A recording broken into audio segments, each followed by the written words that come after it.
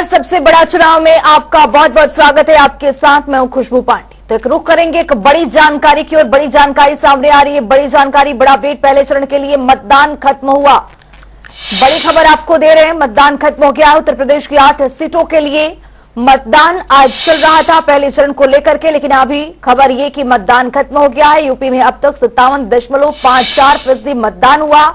उत्तराखंड की सभी सीटों पर आज मतदान हुए। तो ये बड़ी जानकारी। उत्तराखंड में 53.56% मतदान रहा। तो वही आपको बता दें कि मतदान केंद्रों पर भारी संख्या में वोटर्स पहुंचे और मताधिकार का प्रयोग करते हुए नजर आए। ये अलग अलग जगहों से तस्वीर सामने आ रही है। बरेली, रामपुर, बिजनौर, सहारनपुर, मुरादाबाद, ये इन जगहों पर वोटिंग हुई। आज पहले चरण की वोटिंग आज खत्म हो गई है। आपको बता दें कि भारी संख्या में अपने मताधिकार का प्रयोग करने के लिए लोग पहुंचे हुए थे, मतदान किया है। तो वही आपको बता दें कि उत्तराखंड में 53.5% मतदान हुआ है। तो उत्तर प्रदेश की अगर बात करें तो 57.54% मतदान हुआ। सभी ने अपने मत का प्रयोग किया। 2024 कारण पहले चरण का अब खत्म हो गया है। 21 राज्यों के 102 सीटों पर आज वोटिंग हुई। मतदान को लेकर लोगों में उत्साह भी दिखा। अलग अलग जगह की तस्वीर मुख्यमंत्री पुष्कर सिंह धामी, राज्यपाल गुरमीत सिंह और कई भी अन्य चेहरे, त्रिवेंद्र रावत प्रत्याशी बीजेपी के, तो वही अभिनेत्री रामदेव बाबा भी वोट डालने के लिए पहुंचे। प्रत्याशी अजय टमटा भी माफ कीजिएगा पहुंचे थे मतदान करने के लिए।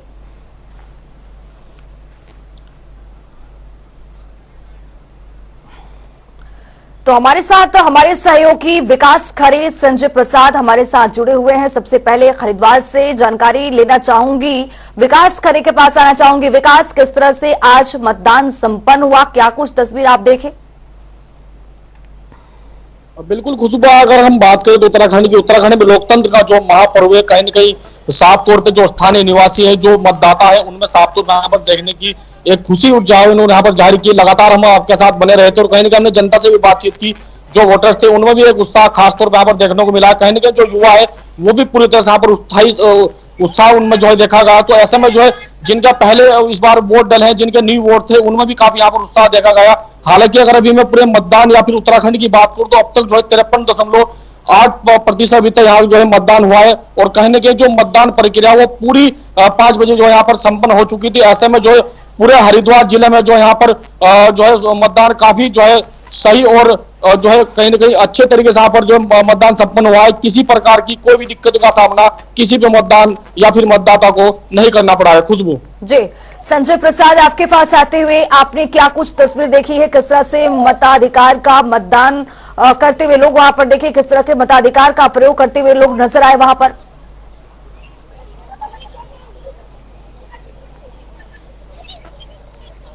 पूर्ण सौहार्दपूर्ण मतदान कराया गया है। और इसके साथ ही साथ जो मतदाता थे, जो प्रथम बार मतदाता थे, पहली बार वोटिंग करने वाले जो युवा थे, उनमें खासा जोश देखने को मिला। और साथ ही साथ अगर पोलिंग बूथों पर सुविधा की बात की जाए तो बुजुर्ग मतदाताओं के लिए भी विशेष सुविधा की गई थी। जो लोग चलने फिरने में थोड़ा तकलीफ थी या सक्षम नहीं थे, उनके लिए भी सुविधा उपलब्ध, व्हील चेयर की फैसिलिटी दी गई थी। और साथ ही साथ जो पानी की व्यवस्था है या फिर छाया में बैठने की व्यवस्था है, वो बूथों पर लगभग सारे बूथों पर देखने को मिली। और साथ ही साथ अगर मत प्रतिशत की बात करें तो नैनीताल लोकसभा सीट पर जो मत प्रतिशत रहा वो लगभग 60% के आसपास यहाँ मत पड़ा है, वो पोलिंग हुई है, जो कि अपने आप में एक अच्छा आंकड़ा कहलाता है। जी गुरु संजय, क्या कौन से ऐसे मुद्दे रहे जिस पर खासकर युवा हो, बुजुर्ग हो या फिर आम लोग हो, किस तरह से उनका कौन सा ऐसा मुद्दा था जिस पर खासा दिखा क्या, और किस मुद्दे पर ज्यादा वोट पड़े? क्या स्थानीय मुद्दा था या फिर कुछ और उनके नजर में क्या चल रहा था? जी, अगर मुद्दों की बात करें तो स्थानीय मुद्दों के तौर पर हल्द्वानी में जमरानी बांध एक बड़ा मुद्दा निकल के सामने आया। जमरानी बांध पर बहुत सारा चाहे वो यूथ हो या फिर बुजुर्ग हो, उन्होंने जमरानी बात पर अपनी सहमति जताई। और अन्य मुद्दों की बात करें तो महंगाई, बेरोजगारी और पहाड़ से पलायन का मुद्दा जो है वो गंभीरता से लिया गया है। इस चुनाव में गंभीरता से पलायन के मुद्दे को देखा गया है।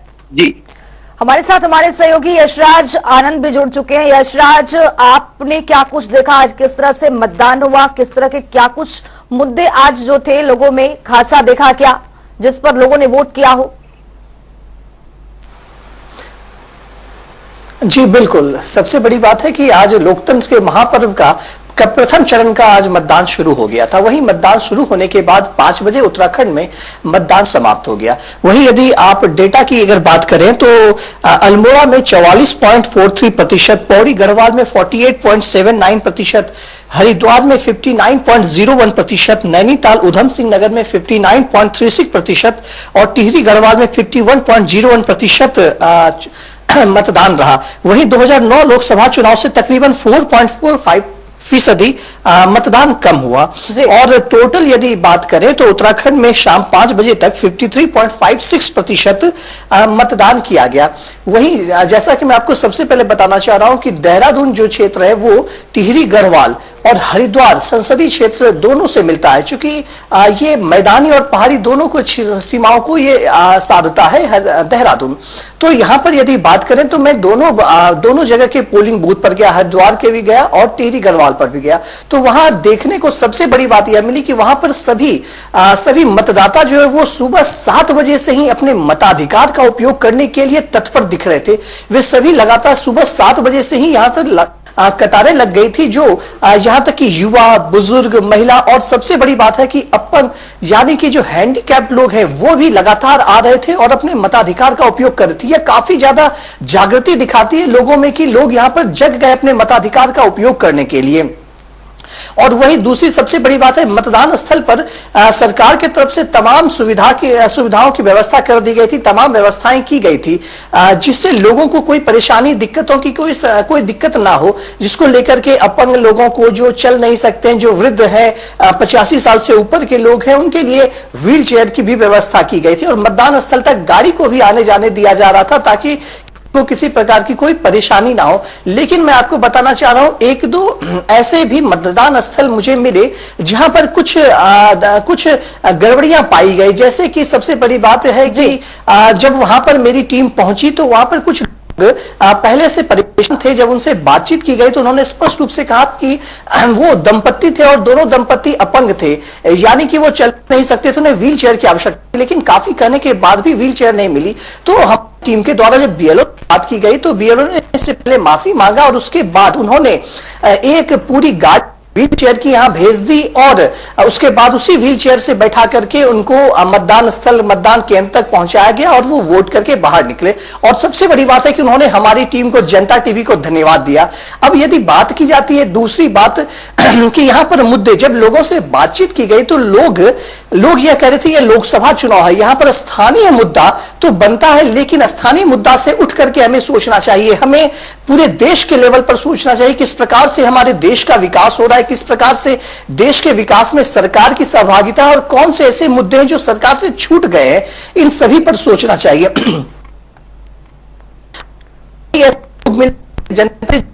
जी कुछ रिजल्ट आएगा तभी दूध का दूध और पानी का पानी हो, तो कहना उनका साफ है। और दूसरी सबसे बड़ी बात है जो मुख्यमंत्री उन्होंने, आप सभी हमारे साथ बने रहिए, आगे भी आपसे अपडेट लेते रहेंगे। सबसे पहले मैं पवन अग्रवाल के पास चलना चाहूंगी। पवन, आपके पास क्या कुछ तस्वीर? आपको मैं बता दूं, चुनाव जो मतदान चल रहा था उसका 6 बजे तक का समय था। 6 बजे के बाद मतदान बंद हो गया है। जो मतदान कक्ष के अंदर लोग मौजूद थे, मतदाता मौजूद थे, वो केवल अभी अंदर है और मतदान कर रहे हैं और उसका टाइम बढ़ भी सकता है। तो लेकिन प्रशासन ने अपनी तैयारी पूरी कर दी है। इसके मशीनों को ले जाने के लिए पुलिस बाहर से आ चुकी है, गाड़ियां आ चुकी है। और अभी कुछ देर पहले यहाँ पर जो प्रत्याशी बाजार है, भारतीय जनता पार्टी लोकदल के जो लोग पर यहाँ माथा टेकने के आए थे और जनता का यहाँ से उन्होंने अभिवादन स्वागत किया है और आभार जताया है कि मतदाताओं ने मुझे वोट दिया। मैं बता दूं, मुजफ्फरनगर में इस वक्त 5:56 पंचायत मतदान हुआ था, लेकिन अभी जो 1 घंटे का पोलिंग परसेंट है 5 से 6 बजे के बीच का, वो अभी कुछ देर बाद हम लोगों को मिल जाएगा। तो उसकी अपडेट हम जल्द ही आपको बताएंगे। तो माहौल किया है, लोगों में काफी जोश है और इस वक्त जो सुल्तान पड़ी करके जो कार्यकर्ताओं को भरी हुई यहाँ पे काफी नारेबाजी होती है, देश के नारे लगाए गए हैं, जिंदाबाद के नारे लगाए गए हैं, उसको लोगों में काफी उत्साह है। पवन, आप ये बता रहे हैं कि अभी भी मतदान चल रहा है, जरा तस्वीर भी दिखाइए किस तरह से वहां पर लोग पहुंच रहे हैं, और आप ये भी बताइए कि मुद्दा क्या है लोगों में, लोगों से बातचीत कीजिए। मेरे पीछे काफी भीड़ अमला आप देख सकते हैं, काफी लोग मौजूद हैं और हम बात भी करेंगे कुछ लोगों से। जी क्या नाम है आपका? ताई भाई अब मतदान खत्म हो चुका था, लेकिन लोग बात आपकी चौक पे नजर आ रहे हैं, किस तरह का होता है वोटिंग के लिए? आज बहुत ज्यादा सभी जितने भी घर में लोग थे सभी ने वोट किया है और वोटिंग में के लेके चलते ही काफी उत्साह का माहौल, और अभी के आज शाम तक अभी तक जैसे वोटिंग चलती है और वोटिंग के जब आंकड़े आएंगे आई थिंक 65% अबाउट पिछले वक्त 68% के करीब हुआ था, अब 65% 65 से 70 के बीच ही रहेगा। आई थिंक 68 से ऊपर ही रहेगा। आपका नाम क्या है? किस तरह का लोगों में जोश है? वो हमारे देश में नया वोटर है जो अभी 18 साल का हुआ है, उसमें ज्यादा उत्साह है। हमारे देश में जो नया वोटर आया है उसमें नई वोट डालने में ज्यादा उत्साह है, क्योंकि देश में डेवलपमेंट की सरकार की आवश्यकता है। धरातल पर जैसा काम हुआ है, आपका लॉकडाउन लगा, किसी तरह की कोई दिक्कत परेशानी नहीं, राशन की सुविधा, पब्लिक से मिलने की सुविधा, किसी को कोई दिक्कत परेशानी, जनता की सभी समस्याओं का ध्यान रखा गया। धरातल पे भी काम हुआ है, आपका रेलवे का दोहरीकरण हुआ है, डबल इंजन की सरकार की सभी को स्पष्ट आप लोगों ने खुशी है आपको मतदान? बिल्कुल बहुत ज्यादा खुशी है, क्योंकि हमारे जो प्रत्याशी है उन्होंने धरातल में भी बात किया है। हमें तो प्रत्याशी यहाँ शहर में भी काम हुआ है, उसको जो मेरे साथ मैं आपसे बात करना चाहूँगा। मतदान क्यों होता है, किस तरह लोगों में उठता है?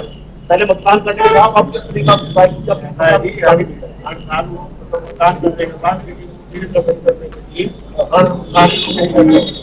अभी मतलब संजीव आजाद भी आएंगे,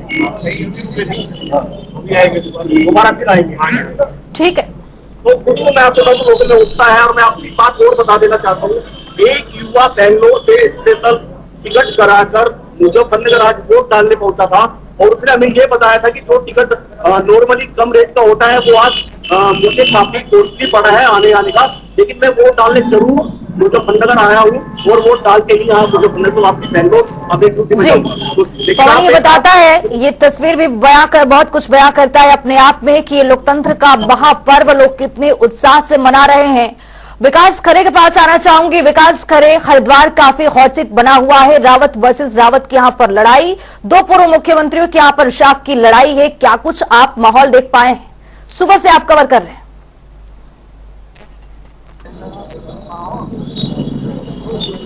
हरिद्वार लोकसभा सीट 1977 में यहाँ पर अस्तित्व में आई थी, तब से जो है हरिद्वार लोकसभा सीट काफी रोमांचक रही है, और इस बार भी जो है कहीं न कहीं रोमांचक हो चली है, क्योंकि इस सीट से जो है पूर्व मुख्यमंत्री त्रिवेंद्र सिंह रावत और पूर्व मुख्यमंत्री के बेटे वीरेंद्र रावत यहाँ से जो है चुनाव मैदान में, जिसको लेकर लगातार यहाँ पर कड़ी एक टक्कर देखी जा रही थी। लेकिन जिस तरह से उत्साह आज यहाँ पर मतदाताओं में देखा गया, कहीं न कहीं साफ तौर पर उनका ये कहना था कि जो उनके मुद्दे थे, जिन मुद्दों को लेकर मतदाताओं ने यहाँ पर मतदान दिया है, उनको साफ तौर पर कहा है कि बेरोजगारी का मुद्दा है, कहीं ना कहीं जो शिक्षा का है उसका भी मुद्दा है, इसको लेकर काफी सवाल जो है आज मतदाताओं ने यहाँ पर खड़े किए हैं। कहीं ना कहीं बेरोजगार को लेकर काफी मतदाता यहाँ पर बोले हैं। तो ऐसा में जो है पूर्ण रूप से जो मतदान है यहाँ पर 5 बजे पूरी तरह से जो है खत्म हो चुका था, और कहीं ना कहीं जो मतदान केंद्र है वो भी पूरी तरह से यहाँ पर जो है जो उनके मेन गेट है वो भी यहाँ पर बंद हो चुके थे।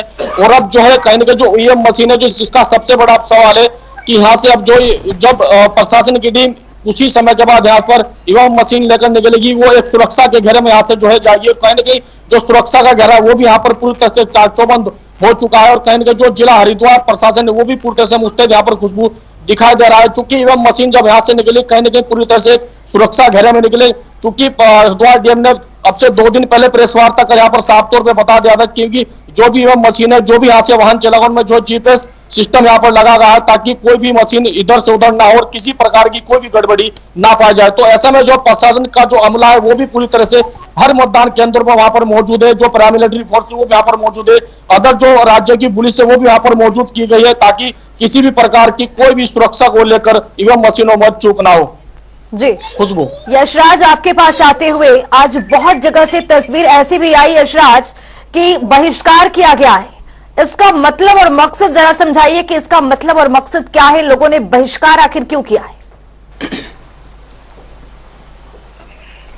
जी बिल्कुल, मैं आपको बताना चाह रहा हूं कि इस लोकसभा चुनाव से पहले भी कई गांव ऐसे थे उत्तराखंड में जहां पर लोग चुनाव का बहिष्कार कर रहे थे। सबसे बड़ी बात है, चुनाव के बहिष्कार की जब बात आई तो हमारी टीम भी वहां पर पहुंची और उन्होंने कारण जानने का प्रयास किया। तो उन्होंने स्पष्ट रूप से कहा कि चुनाव बहिष्कार के पीछे जो मुख्य वजह यह है कि उनके गांव के जो क्षेत्र है, उनका गांव जो है वहां से सड़क बिल्कुल नदारद है, यानी कि सड़क बन ही नहीं पाई। वो पिछले 3-4 साल 5 साल से 10 सालों से लगातार अथक प्रयास कर रहे थे कि उनके गांव में सड़क बन जाए, लेकिन सड़क नहीं बन पाई है। दूसरी सबसे बड़ी बात है पेयजल की असुविधा होना। वहां पर पेयजल की काफी असुविधा थी, यानी साफ पानी वहां पर नहीं आ पा रहा था, यह एक बहुत बड़ी समस्या थी। और तीसरी सबसे बड़ी बात है कि वहां पर जो कुछ वन आच्छादित क्षेत्र है, वहां पर काफी ज्यादा गुलदार और ये पाए जा रहे थे, देखे जा रहे थे। तो लगातार वन विभाग को भी यह कहा जा रहा था कि आप समय रहते हुए तत्परता दिखाते हुए काम कीजिए और यहां से सही कार्रवाई करते हुए यहां पर लोगों की सुरक्षा का ध्यान रखा जाए। लेकिन यदि बात करें तो किसी भी प्रकार की कोई कार्रवाई नहीं हुई। तो यह सबसे प्रमुख वजह रहा वहां के लोगों का, जो वहां के लोग चुनाव का बहिष्कार करने के उतारू हुए। और दूसरी सबसे बड़ी बात है वहां के चुनाव बहिष्कार का कि वहां पर कोई भी नेता, चूंकि दुर्गम क्षेत्र है, वहां पर कोई भी नेता नहीं जा रहा, चुनाव प्रचार के लिए जा रहे थे, जिस कारण से भी लोगों को वहां पर परेशानी हो रही थी और लोग अपनी बात करना चाह रहे थे। वो देहरादून भी आ रहे थे, लेकिन लोग उनसे मिल नहीं पा रहे थे, नेता लोग उनसे मिल नहीं पा रहे थे, जिस कारण से वो चुनाव का बहिष्कार कर रहे थे। जी। और यदि मैं आपको बताना चाहता हूं चुनाव के सापेक्ष कुछ डेटा पर, तो आपको मैं सबसे पहले बात बताना चाह रहा हूं कि टिहरी गढ़वाल में करीब 15,77,066 वोटर हैं और वहां पर कुल 11 प्रत्याशी खड़े हुए थे। और वहीं पौड़ी गढ़वाल की यदि बात करें तो 13,69,388 कुल वोटर हुए और प्रत्याशी के रूप में 13 थे। और हरिद्वार क्षेत्र की यदि बात करें तो प्रत्याशी 14 थे और कुल वोटर 20,35,726 हुए। नैनीताल उधम सिंह नगर की सीट की यदि बात की जाए तो 20,15,809 वोटर थे और कुल प्रत्याशियों की संख्या 10 थी। और आपके पास मैं लौटूंगी, समय की यहाँ पर थोड़ी सी कमी है। मैं जाऊंगी अपने सहयोगी हल्द्वानी से हमारे साथ हमारे सहयोगी जुड़े हैं, उनके पास जाते हुए संजय प्रसाद। संजय, वहां पर क्या कुछ तस्वीरें बड़ा हो पा रही थी, क्योंकि बहुत जगह से पथराव की तस्वीरें, सुरक्षा व्यवस्था भी बहुत ढिलाई बरती गई, लेकिन वहां हल्द्वानी में किस तरह की तस्वीरें निकल करके सामने आ रही थी?